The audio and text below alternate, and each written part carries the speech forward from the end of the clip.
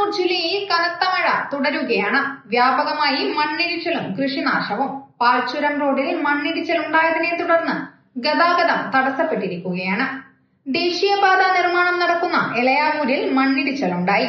മണ്ണിടിഞ്ഞ പ്രദേശങ്ങൾ ടി.ഒ. മോഹനൻ എം.എൽ.എ. സന്ദർശിച്ചു. കാലത്ത് 6 മണിയോടുകൂടിയാണ് കനത്ത മഴയെ തുടർന്ന് പ്രദേശത്ത് മണ്ണിടിഞ്ഞത്. വൈദ്യുതി വകുപ്പ് മന്ത്രി സണ്ണി ജോസഫ്, ജില്ലാ കളക്ടർ എന്നിവരും സ്ഥലത്തെത്തിയിരുന്നു. ഗൗരവത്തിൽ തന്നെ ഇക്കാര്യം ഗവൺമെന്റ് പരിശോധിക്കും. നിർമ്മാണത്തിലെ അപാകതകൾ, അതിന്റെ ഉത്തരവാദികൾ ആരെന്ന് പരിശോധിച്ച് നടപടികൾ സ്വീകരിക്കും.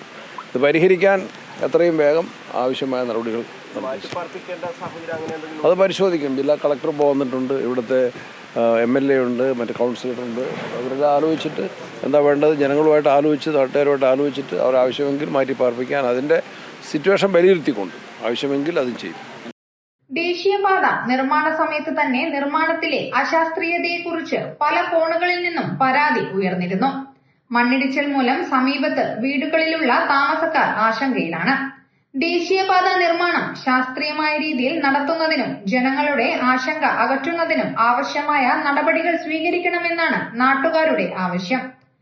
ആലക്കോട് മൂന്നാംകുന്ന് തേർമലയിൽ ഉരുൾപൊട്ടി. കനത്ത മഴ ഇപ്പോഴും തുടരുകയാണ്. ഇലയുടെ താഴ്ന്ന പ്രദേശങ്ങളൊക്കെ വെള്ളത്തിനടിയിലാണ്.